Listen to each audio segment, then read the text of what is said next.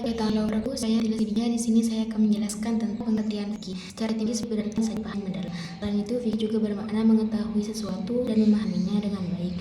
Sedangkan dalam tinjauan morfologi, kata fikih berasal dari kata fakihah yaitu fikhan, berarti mengerti atau paham.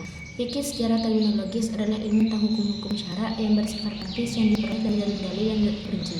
Pengertian jinayah berbahasa adalah melakukan dosa, sedangkan jinayah menurut istilah adalah penganiayaan badan sehingga pelakunya wajib dijatuhi hukuman kisos atau membayar diat atau kafarah.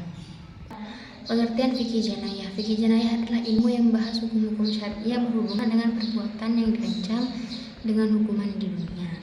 Sumber fikih jinayah ialah melalui sumber hukum Islam yang berupa Al-Quran, Al-Sunnah, Ijma, dan Qiyas, yang dimana hukum tersebut wajib diikuti. Urutan penyebutan menunjukkan urutan kedudukannya, yakni Al-Quran menjadi sumber yang pertama sebagai rujukan suatu peristiwa. Apabila tidak terdapat hukuman suatu peristiwa dalam Al-Quran, maka dicari dalam Sunnah.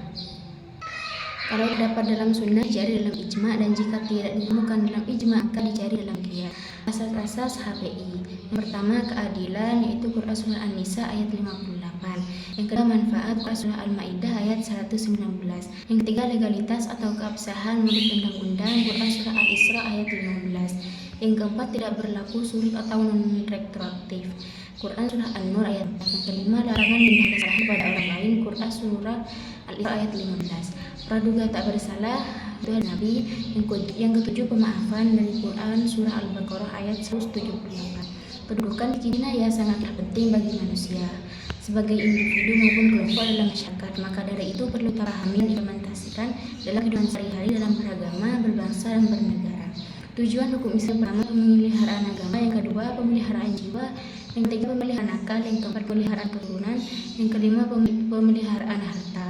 Sekian dari saya. Wassalamualaikum warahmatullahi wabarakatuh.